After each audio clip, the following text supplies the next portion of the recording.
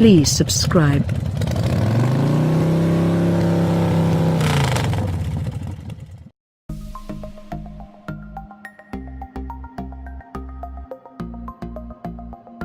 After years of build-up and honing in the world of rallying, Hyundai has finally kicked off its long-awaited high-performance SEN division.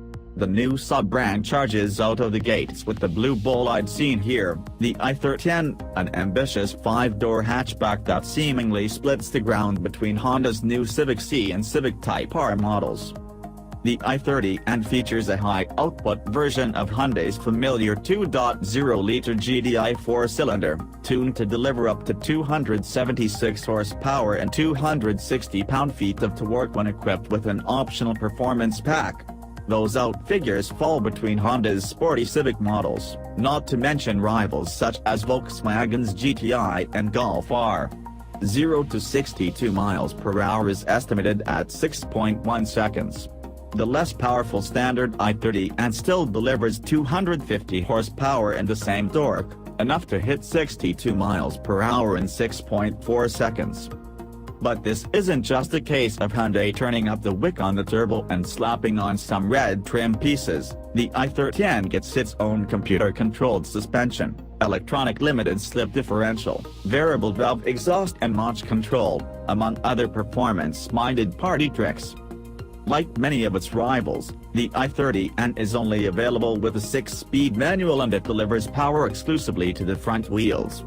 Front-wheel drive isn't always a recipe for driving greatness, but like rivals, the I30 was extensively tuned on Germany's famed Nürburgring circuit and its development has been overseen by Alfred Biermann, formerly the boss at BMW's M, so it's certainly worth giving this car the benefit of the doubt.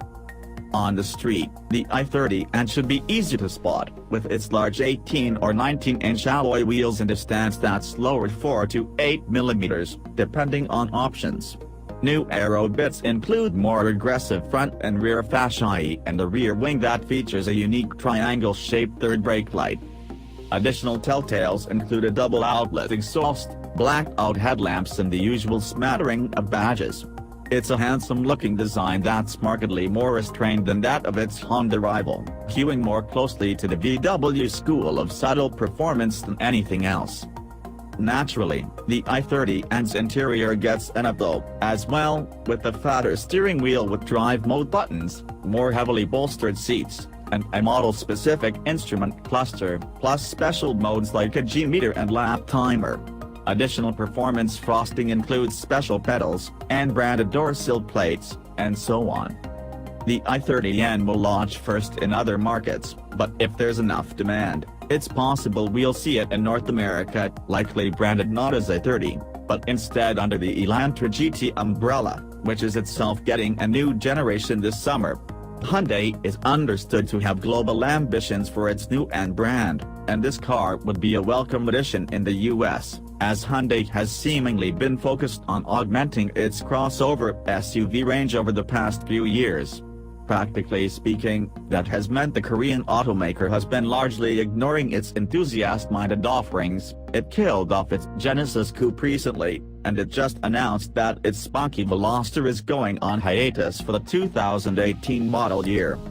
In the meantime, performance-minded Hyundai fans in North America will have to content themselves with the 201 horsepower Elantra Sport Sedan and GT Sport hatchback.